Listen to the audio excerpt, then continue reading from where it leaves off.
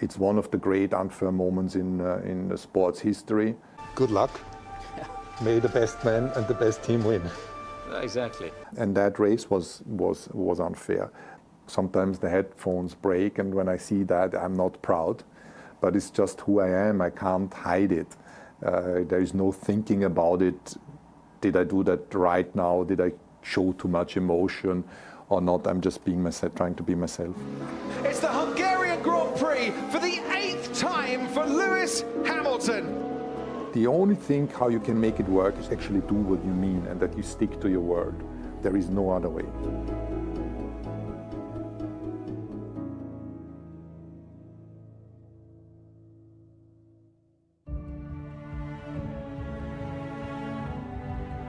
Toto, here we are sat at Mercedes, nearly a decade on from when you first came here. How proud are you of what you and your team have achieved in that period of time? I think the word proud doesn't do it enough justice, because we came here with the aim to be competitive, to win races, maybe fight for a championship, but never would we have expected to win 8 consecutive world championships. So I need to pinch myself every day, but it's always a risk when you're a little bit too proud of what you've done, because the reality is going to catch you up eventually, and the loss is just a weekend away. Those leadership qualities that you have and you show, were you born with those? Can you learn to become a leader? Where did you get yours from? I think there is a certain genetic predisposition that you have. You are good at things and bad at others. You have a certain degree of talent.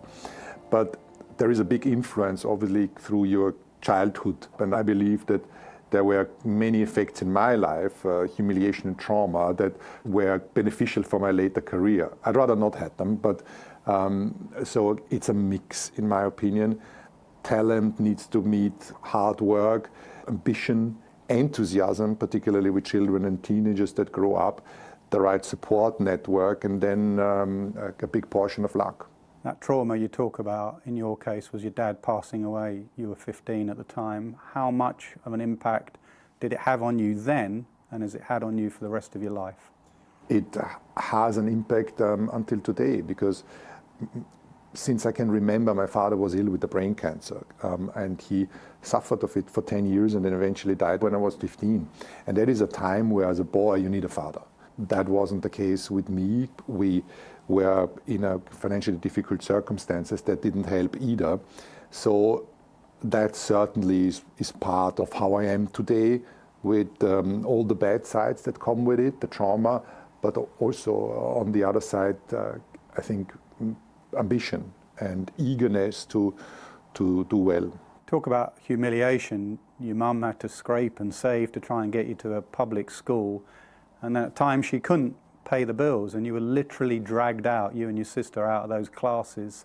How much did that humiliation affect you, and you're always constantly trying to look after people and put that right? So that situation was dreadful, because if you are raised in an underprivileged background, but everybody around you is of the same group, that I think it's easier to cope, because as a child you're not seeing that it can be very different. And my mother really stretched herself financially in order to keep us in a private school in Vienna. So every day we were confronted with children that had a lot in terms of financial means, and we didn't. And there was a stage that the school fees couldn't be paid, and I know that we got reminders. But one day in school, after lunch break, a person from the director's office, headmaster's office, came in and said, "Can you please come with me?" And I was called to the headmaster's office. My sister was there. She must have been around 10 years old. I don't remember exactly. And she sat there already, not knowing what was going on. And the headmaster said, "School fees are not paid. You need to pack your bags and go home." And I had to go back to class and pick my stuff. And obviously my stupid friends, they were like, "Great, you can go home." But that was a really bad moment. And then we had a 45-minute tram journey back home, my sister and I had to explain to her what happened without actually causing too much emotional damage. And I remember that moment. It sits so deep when that happens to you, and many others that were similar. that are very much part of my upbringing. There's two sides to you. There's the business side and obviously the Formula One, the driving side. Let's start with the driving side. You did drive. What sort of driver? What quality of driver? How would you describe yourself as a driver? It was interesting that when I got in touch with motorsport for the first time, it was pretty late. It was when I was 18. And this is when I found my identity. Literally the first time I saw a racing car around going circles, I knew this is what I wanted to do. But coming late to the party, missing out on go-karting was always a challenge. There wasn't a parent or support networks. I had to raise the money myself, and eventually enjoyed quite a successful few years in junior single-seaters. And in 1994, when I was 22, Senna died in Imola, and an Austrian, Ratzenberger. And at that stage, my sponsors, the few that I had organized myself, said, we don't want to do this anymore. And this is literally when my racing career ended from one day to the other. But I forgot about racing, didn't watch any motorsport. But 10 years later, when my business life was more successful, I came back as a GT driver with a lot of ambition, trying to show that I was still able to race with the pros. I did a lot of rallying with success, and that's why I think for my current job that's very important, because I've been there, did hundreds of races and hundreds of rallies, so I think beneficial for my role. You end up working, you go and work in a bank, and then you end up here in Mercedes. I just want to talk about that in-between period, and not so much what job you went from one to the other, but more your mindset. A lot of people have their hopes dashed, their dreams, don't become cricketers, racing drivers. They have to fall back on something else. That period from being in a bank to ending up here in Mercedes, how were you pushing yourself? What was your mindset to get the big job? At the end, I believe when you have an ambition, if you have this desire to be in a certain sport or in a certain activity, it's always going to break out and it's always going to bring you there. I remember that when I had to start to work, it was in the bank. I was sitting in a quiet moment. I thought one day I want to be in Formula One on the management side. And through this funny path of life, I went into investment banking, then eventually had my own investment company, benefiting from the stock markets and the tech bubble in the 2000s. Then I went into rallying, bought the team eventually, bought the touring car team with Mercedes because we managed drivers together. It was literally a sequence of events. Then Frank Williams gave me the opportunity to buy some shares from him, and then Mercedes. So in a way, when I look at it, it's a funny coincidence of things, doors that opened when they were completely unexpected. But it brought me back to what I identified as who I was at the age of 18, and I believe very much that there is a past that is there for us. We just need to keep the eyes open and not stop dreaming. Michael Schumacher way off the pace, only 17th fastest. His teammate Nico Rosberg 13th fastest, poor for Mercedes. Mercedes, neither car into Q3. No wonder Ross Brawn is shaking his head. That path takes you here, Mercedes, age 39. Did you know before you walked through the door what needed changing, or did that take time? It started with, let's say, with common sense. What did I believe was an organizational structure that could be successful in Formula One? What was needed in terms of financial resources and technical capability? How did the people work with each other? So it was funny that you asked that, because it was completely natural. I walked in here first time in reception and I knew what I wanted to do. You also saw used coffee cups, an old Daily Mail. How does that affect a Formula One team? It is the attention to detail that is important. When I stepped in here first time, I was waiting in reception to meet Ross Brawn, who I have great admiration of as an engineer. And whilst I was waiting in reception, it didn't feel like a Formula One reception. There was an old Daily Mail that was in many pieces on a table and an old coffee cup with dried coffee inside. And when I went up to the meeting, I said, Doesn't feel like a Formula One team. And the answer I got is that the Daily Mail or the old coffee cup doesn't make the car faster, engineering does. And I disagreed, because it shows you whether you have attention to detail, whether you are a perfectionist and you seek excellence, and that starts with cleanliness and an immaculate environment, particularly in Formula One. And I remember reading about Steve Jobs, who said the iPhone needs to be as clean inside as it is outside, and this is very much a mentality that I embraced. So you're trying to change a culture here, the attention to detail and other things. Is it the process that it's important to you, or the people that drive those processes? You hear a lot about enjoying the journey and the process, but I'm different. This is a results-oriented business. The stopwatch never lies, almost never, and you know whether you've been good enough or not. And so I try to reverse engineering. So reverse engineer. What do I try to achieve? What's my objective? In Williams, it was to end up in the top 5 and maybe score a podium. We actually won a race in 2012. So what is it at Mercedes? And then I reverse engineer from there. What do we need to do in order to achieve that success? And that has proven to be successful until now. You need the people. What do you look for when you're hiring people at Mercedes? What do you look for in them? Personality. I think in an interview for me or meeting someone, it clicks within the first 30 seconds. You mustn't fall in the trap that you're interviewing or speaking to somebody who's just like you. You know, it's easy if you're from the same social background, you dress similarly, you talk the same language, but we are actually trying to find people that are complementary to us. But it is the personality. I think there are key values within our organization that we try to stand by every single day, and that is integrity, loyalty. We don't deal in lies. That is an absolute no-go, no internal politics, no. And if you put them all together, character and competence is what makes the ideal candidate for us. Obviously, in engineering, it's not just personality that's going to get you the job, but it's also what you've learned, your academic background, or the history of your career. What about you? How do you prove to them you're not a or a bluffer? Because I think you get them all together, you give them a great speech, and someone comes up to you and says nice words, as if to say, Toto, we've heard all this before, mate. First town hall here in Mercedes with Ross, who introduced me, and what I was saying to everyone was that I promise we're going to have the resources here that we need. We're going to structure the organization to be successful, and I will give it everything for this to prosper.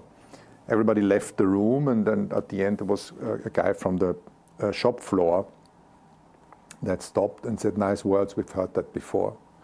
So the only thing how you can make it work is to actually prove that you do what you mean and that you stick to your word. There is no other way. Saying things, putting them on a PowerPoint isn't worth anything if you don't execute on what you've promised. A phrase you use is see it, say it, fix it. Why is that important to you in an organization? It is important in our business to do it right first time, or at least try to aim for that. And that's why we need an organization where the 2,000 people that we have, who have a part in their hand that's being produced or developed, are capable to say, I don't think that's right. And basically through the hierarchies to say, I think that needs to be fixed, rather than put a lid on top of it. You see it, then say it, and then it can be fixed.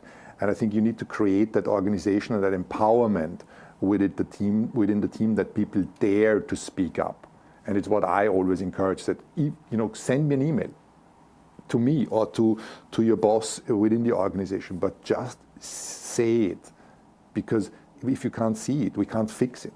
Does that leave you a little bit vulnerable, though, if you're admitting a mistake? And often when you admit a mistake, you might be dragging someone else into it as well.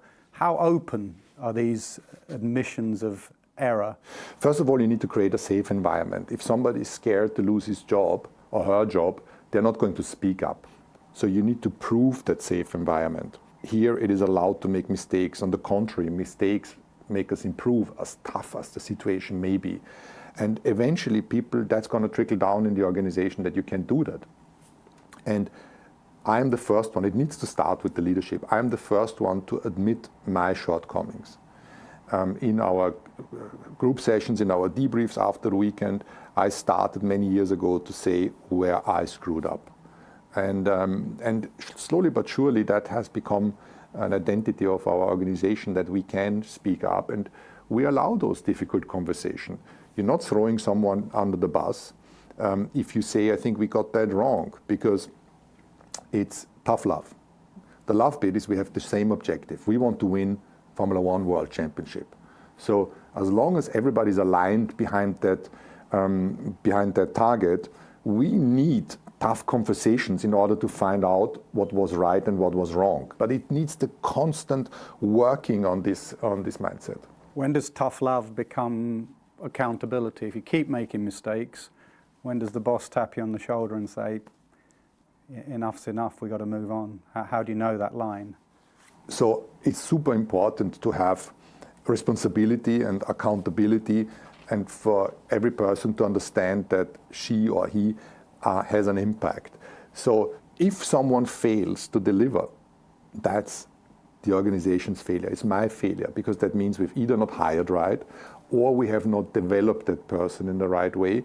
So we need to acknowledge that there will be a certain percentage within our population that's not going to meet the performance criteria over the long term, and sometimes you need to take the tough decisions.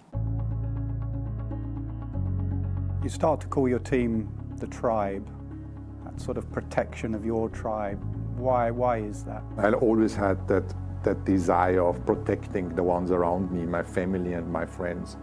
And that's also the organization that I'm lucky enough to lead, is that professional family, is that tribe. And if somebody tries to do bad, then it's my full force, then I'm going to give it to protect the team. One of the things you have to protect, obviously, is mental health. In Formula One, you're looking for that millisecond marginal gains. You're pushing them all the time to get better and better. How aware are you of your team and the mental health of your team, that you don't push them too hard and the warning signs that might be there? Many years ago, we worked with a doctor and we looked at the various aspects of stress. So one of the things we looked at was heart rate variability, that shows you how well you recover, how good you sleep, and what your stress resilience is. And we had some shocking results. From some of the top people, they were basically flatlining. And the doctor said, I have no clue how you can even perform to the slightest degree. And that's how we started to have a holistic view on people's performances. Overstretching people, leading them to burnout, is something that is detrimental quickly. And I'll give you one example. We have some very, very young, ambitious people that work in the organization, and we found out about this female engineer who is great, that she was clocking 100 hours a week, and we stopped it. We stopped it for our own benefit. We love the eagerness and the drive, but we need to sometimes protect our people in the short term in order to make it a sustainable long-term success. What about yourself and your mental health? Because you're soaking up the pressure of everyone below you. Any mistake, you take it personally, you view it as something that you look in the mirror at the end of the day, could I have done something different? How do you look after yourself to make sure you're functioning? I think with me is the opposite effect. I'm still very vocal about mental health because it's something that affected me in the past, but I'm in my comfort zone when the stress is very high. I'm at risk when things are easy and are stable. It's a bit weird, but that is how I function. Nevertheless, we need to embrace the fact that everybody is different. And we need to take the stigma away from mental health. Whatever it is that you suffer from, it's okay. Because if you have that sensitivity about your brain or your emotion being affected by circumstances, that's good. That's a superpower. That means you feel things much more than others. That means that you're capable of doing things much more than others. You just need to find out what it is. So I'm trying to create an environment where mental health is just seen as like anything else. You break your arm, you get a cast.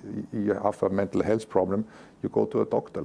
So it's nothing else. What about those that say, Toto Wolff, mental health, successful, wealthy, head of Mercedes? I think it was your mum that said it's easier to cry in a Rolls Royce than a Volkswagen Beetle. Is it easier? So it's actually a good example, because she was wrong. Because if you are in the Rolls Royce, literally, I'm not driving a Rolls Royce, obviously a Mercedes, you come to the conclusion that even the money didn't make things better. Now, if someone comes from an environment where you're lacking the basic needs, and obviously financial needs is a catastrophe, is much worse than someone who is financially independent. But you come to the realization with that metaphor that money doesn't buy you any happiness. And I feel it's my duty, and I've seen Lewis Hamilton talk about it, to say not everything that shines is gold. All of us are humans. And it is my duty to come out and say, I'm the team principal of the Mercedes-Benz Formula One team. We won many races, and it looks to be glorious, but it's actually not always. And I think I want to give people hope that you can achieve great things while suffering in between. That's okay. Valtteri Bottas now pits for Mercedes, so they brought Hamilton in, and the lap later in comes Valtteri Bottas, and it's the hard time. Right front's not even off yet. They can't get the right front off. I enjoy your management style. I enjoy the way you look after your people. There's a couple of examples. At 2021 tyre change, I think Valtteri Bottas, literally the tyre took 36 hours to change because you had to send the car back here to have it, Cut off, basically. And you never threw the lad that was changing that tyre under the bus. The wheel gun has jammed, and they just can't get that wheel off. The people that are working in the organization have a lot of responsibility, and everybody just tries to do the best.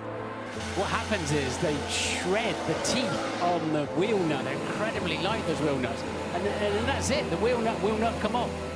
In that particular case, it was a failure of the system. It was not the failure of the mechanic. Maybe we had the wrong tools, maybe we had the wrong equipment, and all that, linked to I want to do very good, just led to this catastrophic failure. Valtteri Bottas, he is now out of this race, still in the pits. That is it, over because of a wheel nut that just would not budge. We just need to be better in training. That is my conclusion, and I'm never going to let any person in this organization be blamed for anything that happens out there. The World Championship record is equalled. Lewis Hamilton wins the Turkish Grand Prix and is a 7-time champion of the world. I get onto your drivers. Lewis Hamilton. Describe Lewis Hamilton as a person and as a Formula One driver for us, please. As a Formula One driver, no doubt the greatest that has been. The records speak for themselves. I think you realize that every decade has had their champions, and he's, him and Ayrton Senna and Fangio stand out not because of their racing record only, but also because of their personalities. They're very exceptional people. And that is something that I enjoy, that I've been lucky enough to be part of the greatest Formula One driver's journey. We are on the same wavelengths. And that's something that I will, that relationship is hugely beneficial from an emotional point of view, because we learn from each other, but also from a professional standpoint that we work successfully with each other. And for me, it's most impressive to see his development. He always wants to be a better person tomorrow than he is today. And seeing that constant drive for perfection, for self-improvement, is something you wouldn't expect from a 7-time world champion. But he's the one that's eager to even top that, even be better as a human being. Is it fair to say that the general rule of genius, whether it be in business or in sport, they are slightly different, they see things differently, they do things differently, and hence have to be handled differently? Very much. Sometimes the best ones are also the most complex ones. I think it's just acknowledging that we're all different. And it is my duty to create a framework for everyone that's special in this organization. And it's just not one superstar, but it's 2,000 superstars here, that we have to create an environment that makes everybody thrive and enjoy doing what they do. And if we are capable to do this, even with the complex ones, the difficult ones, the ones that don't fit in a box, it can create a great company. I say you have to manage them differently. Lewis Hamilton does things differently. The 2018 Singapore Grand Prix, I think the week before he was in Shanghai on the catwalk. He turns up a couple of days late. People are looking at you as if to say, is this okay? Lewis Hamilton is a friend of mine, and his drive to be creative, successful in the fashion industry is something that I permitted from the beginning. And because we have that pact, he performs. And on that particular week, I remember we were sitting with the engineers, and he was FaceTiming me and saying, can you believe that I'm on the catwalk in Shanghai launching my own collection with Tommy Hilfiger. I can't believe, and thank you for letting me do this. And I saw the happiness in his face, and I knew that when he's going to come to Singapore, he's going to be on it, because he's in a good place. But he came late, and then I had a press conference, and all the journalists were all over me saying, that's not professional to miss the first meetings. And I just smiled. And then on qualifying, he put out a lap that is unseen.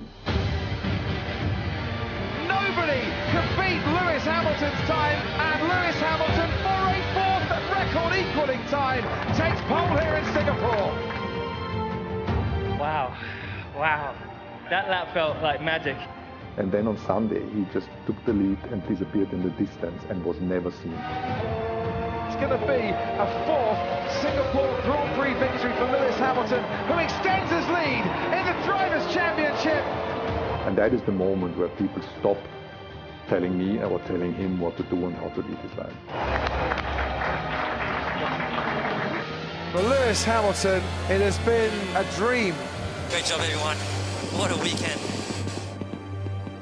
It's a case of excellent man management. What it leads to, though, is other people coming up to you and saying, well, you let Lewis do that, you let Lewis turn up late, you let Lewis, can I do that? Is it just a case of letting your best person, because he's the best, he can get away with more? Again, I think we're all different, and our aim here as an organization and all the great leaders that we have within here is to recognize where the talent lies and how we can make it thrive. And that means to be adaptable. We're not a corporate with 100,000 people where you need fixed rules in order for the organization to, not end up in chaos. And we embrace that fact that we need to create something that works for the best ones. What about the balance between say it, see it, fix it, and no blame culture? It's the only sport, maybe the only business, that someone openly questions your authority in front of the whole world, the radio. So when Lewis is pressing that button and saying, what the heck were we doing there, team? And calling you out, basically. Alex Ferguson wouldn't put up with that. It's the only sport I know where authority is openly questioned. I think you need to have a natural authority. That's important. If you're suffering from an inferiority complex, you're not the right leader. If you need to make it vocal on the pitch or over the radio that it's you who are calling the shots, then you're not that person of authority. And I've never doubted that. I think in the race this is a special situation. There's a driver that is on the edge physically and emotionally, that sometimes doesn't understand the grand scheme of things, and sometimes the emotion come out because he sees things differently. He has an opinion that is probably not the right reflection of things, and then it's just emotional and bursts out. And in that particular moment, we just need to be able to take all that on board and let him vent. But obviously, things have a certain limit. Being disrespectful against the person, we wouldn't tolerate that. We are having those discussions afterwards and say, well, you've overstretched it too much here. And with our drivers, it's great because they acknowledge that sometimes they don't like what they hear when they listen to themselves afterwards, because they're good people, and that's why I don't struggle with authority, and it's never been an issue. It's a unique sport, it's an individual sport, but you're in a team as well, and they've been in a go-kart age 6, trying to be the best they can be. Suddenly they're competing against each other. Was there a time you had to drag them to one side and say, you're now going against the team? Yes, because it's a little bit of a schizophrenic situation. You're racing in a go-kart from the age of 6, like you said, and you're alone out there. Imagine a 6-year-old in a go-kart in the rain. It's scary. And you realize throughout your career that you're out there alone. It's all dependent on how you perform. No matter what happens left and right, they're all your enemies. And suddenly you come into a large structure in Formula One, and there is someone telling you, you have a great responsibility for the 1,000 people that work in the team. You're carrying a fantastic brand, and you're an ambassador of that in the world, and be a team player. I mean, that's a little bit like telling someone that he needs to act very differently than he did all his life. And you just need to acknowledge that, and we do that. That is difficult. So we put it out in the open. We talk about it. We talk about every race situation that can potentially pan out. We talk about the conflict of interest of a driver wanting to win for himself versus the interest of the team. And I think as long as you're able to acknowledge these situations and find solutions, it's the best way to tackle it. Does it solve that problem forever? No. Sometimes I think you just need to set the limits again and discuss it. But with senior drivers like we have, you do that once and everybody understands. How would you describe your relationship with your drivers, with all your team? I wouldn't be able to give you an explanation. I'm just trying to be authentic. I'm just protective of them and everybody in the organization, and have a clear vision of what we all want to achieve. And if there is an individual, whether in the car or outside of the car, that goes against those objectives, then I'm just clear. Clear, communicate.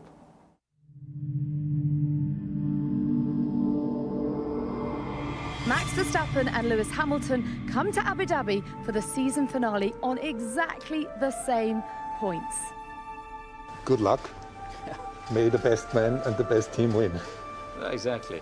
I'm going to take you on to 2021 and Abu Dhabi. You said earlier, stopwatch never lies. And then you said, almost never lies. Have you got over Abu Dhabi? It seemed one of the most unfair things in sport, watching from the sideline. Something is going to happen in the next 58 laps. It's lights out and away we go, and Hamilton gets a decent start, and he's already ahead of Max Verstappen. Hamilton leads into the first corner. It is a dream start for Lewis Hamilton. Oh, rear tyres are really struggling. These are great laps, Lewis. Just keep it up. We're going to need a miracle. Nicholas Latifi has crashed. We get any more racing laps or not? Christian and Michael, Yes, go ahead, Christian. why aren't we getting these lap cars out of the way? If we allowed the lap cars to overtake, we'd have no laps of racing to the checkered flag. Race control are now saying lapped cars to overtake the safety car. And it's ending. And it's ending. Wow. Michael, this is right. It has left Lewis Hamilton and Max Verstappen side by side. We're going to have one lap of racing to decide the championship in 2021. Verstappen down the inside. It's a late lunge by Verstappen, who takes the lead of the race in 2021. Max Verstappen, for the first time ever, is champion of the world. Do you ever get over something like that, when it could have been 8 and 8? No, I don't think you can ever get over this, but you also need to reflect on things and be able to compartmentalize. It's one of the great unfair moments in the sports history, and not the end outcome of the championship. I think both drivers were deserving champions, but it was all down to this one day equal points, and that race was unfair. But it's let's say something that in my professional life is not going to be forgotten, and I'm trying to learn from it, and be better. But on the other side, emotionally, it just heals. When I talk about it now with you, it just feels unfair, but it's not following me in my dreams. When you say you have learned from it, what would you have done differently that day? I think there is always, when it's least expected, the black swan that's out there. And in none of the situations we could have envisaged what happened. The race was won. The regulations are very clear. And then out of the blue, things were decided that just didn't make any sense for anyone. And so you learn that it can bite you when you least expect it. Christian Horner said that the visuals of you throwing down your headset or shouting, "No, Michael, no," he knew that he had you there. You know, he sort of, the pressure was getting to you, the pressure was getting to your team. Would you agree with that? I don't think too much about what he thinks, but I'm just trying to be authentic, and I'm very emotional. I'm having my heart on the sleeves. I'm taking it badly when somebody tries to harm the team. Sometimes the headphones break, and when I see that, I'm not proud, but it's just who I am. I can't hide it. There is no thinking about it.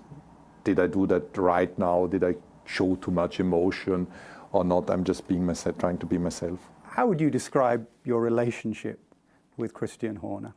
He's a good team manager, but it's very different personality and very different values to what we have here in the organization, but he's still successful. There's obviously a clash between you two. You are different people. He called you a control freak.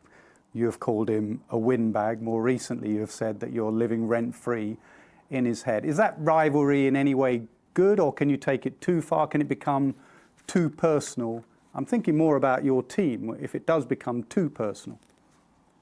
It doesn't interfere in my decisions, nor does it cause me headaches, because we are different people. We lead our organization in different ways.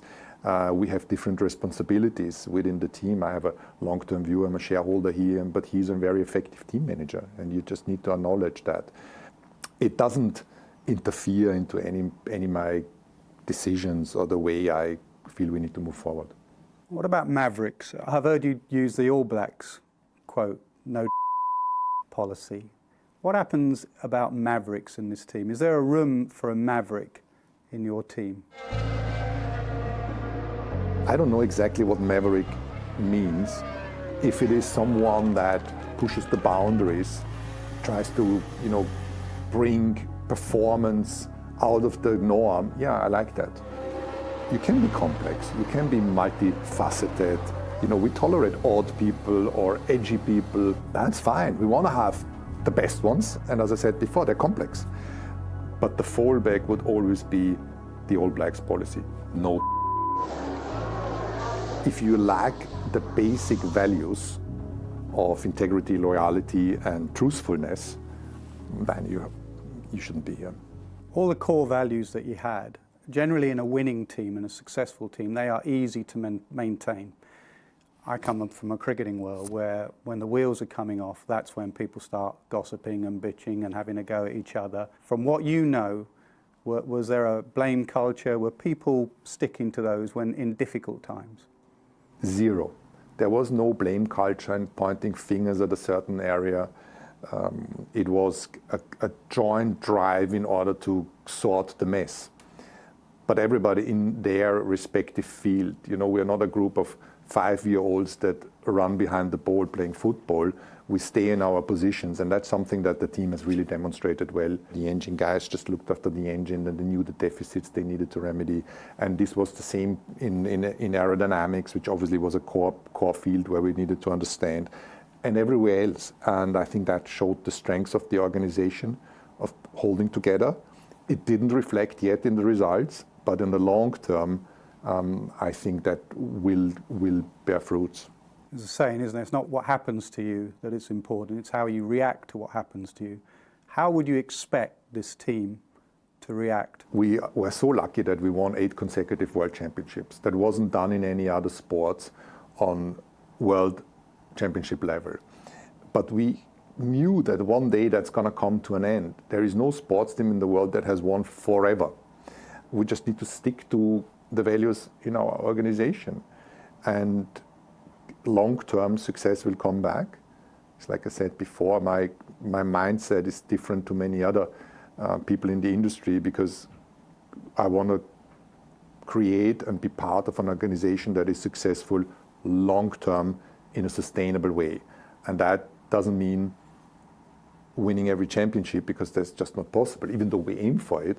But if I look back in 20 years, that's my time span. I want to see more Mercedes stars on the board of constructor world champions than any other team.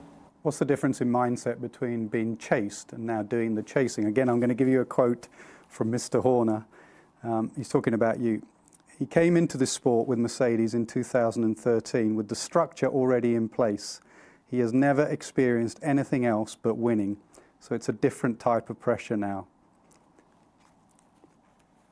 I think you just need to adapt as a person. The environment is always going to change. One day you're the underdog and you struggle, and then you set the benchmark and you're running around with the target on your back. And I think what I like in this sport is the adaptability to the situation, and almost like the Darwinistic principle. The most adaptive species is going to survive, and not the strongest at that particular moment in time. Leadership can become a pretty lonely business. I think the only thing we have in common is that we occasionally have room service alone and on our own, and quite enjoy it, really. How do you balance that, where you're with your team and enjoying your team, but also, you know, just being away from the team and having your own thoughts and your own time? Yeah, so we have the same issue. I think it's easier to be a loner when you know you could have someone with you. You know, it's easier to decide I want to be alone in my room when you know you could be with a group outside. If you haven't got any, that becomes quite difficult. But yes, I am. I love to spend time with my team and with my teammates, and we have these fun moments. Occasionally they take me out for a curry. But they say that they don't want to poison me. So we have a laugh about that. But we know that we are on this journey together and that we can trust each other. But I also need my space in order to think about stuff. I'm not at all into small talk. I can't take that. And so I'm not doing it. So I'm either with the team or with Susie and the children in an environment where I'm just at ease. And if that's not available on a race weekend, then I'd much rather be on my own and have the burger and the beer in room service and decide what I do with my time. The other thing you've done is gone off social media. You don't do social media. And at times you sit on planes staring at the ceiling for 10 hours. Why do you enjoy something like that? My greatest enjoyment is thinking. I don't need any distraction from outside. We have far too little thinking time. You know, when I go down into the office, there's many great people working away and typing away and having meetings. But I really encourage to turn your chair towards the window and look out here on the campus and spend 10 minutes thinking about stuff. But in this fast-paced environment, we're not getting enough time. And on an airplane, you're on your own. You can decide what you do, and in your seat, what I just enjoy is looking out and think, staring at space. I cannot understand how you would waste this time by letting yourself be impacted by somebody else's content. And that's why also I'm not on social media. I don't want to make myself victim of an algorithm that shows me what they want to show me. But that's not always easy. You know, sometimes I have this stealth Instagram account and I fall into a pattern that I want to see what's happening out there, and I need to remind myself, delete the app again. And then I'm gone, and then I'm gone again. What about forward planning as a business, forward planning for the next leader? You know, great companies, great teams. Alex Ferguson was an example. When he went, Manchester United still haven't recovered. How much do you have to look ahead for Daimler and Mercedes as well? I have no choice than eventually have a succession plan in place, because as I am a shareholder in this team, I don't want it to fail. If you're a trainer and you move to the next club, or you retire, or you're a team manager in Formula One, you could say, well, but I don't care what happens after me. The great ones, though, take a lot of effort in order to make sure that the team is successful thereafter. And I think it's something that it's a leadership skill also to walk away and leave something that can actually prosper. But for me, absolutely essential. One day I'm going to decide that I don't want to do 23 races anymore, and that somebody else can contribute better than I do. So I gotta find someone. I gotta find a system that functions, that can take over tasks that I do today. Mercedes are Constructors' champions for a record-breaking 8th consecutive time. I've heard you say that you're not bothered about legacy. Why not? I don't think that anybody else cares about your success other than your family and yourself. Success is a very difficult thing to cope with, and that's why I never do anything for any other people. I want to hopefully create a happy environment for the ones that are important to me here in the team and in my family and friends. And one day we're all gonna go. Nobody has survived, and I want to then think that it was a good journey and I enjoyed it, and I stuck to my values rather than having the records written down on a Wikipedia page that nobody reads anyway. In the end, how will you judge your success? Is it on race titles, constructors' titles, drivers' championships? I think it's so multifaceted. The biggest success is having been part of raising a family, children, and that are happy, a relationship to my wife to make her happy, and having been part of an organization that changed people's life, having an impact on other people's lives, that they take great enjoyment for the organization and its members to prosper. But fundamentally, you know, the last thing I want to think about is that was nice. Thank you very much. Thank you.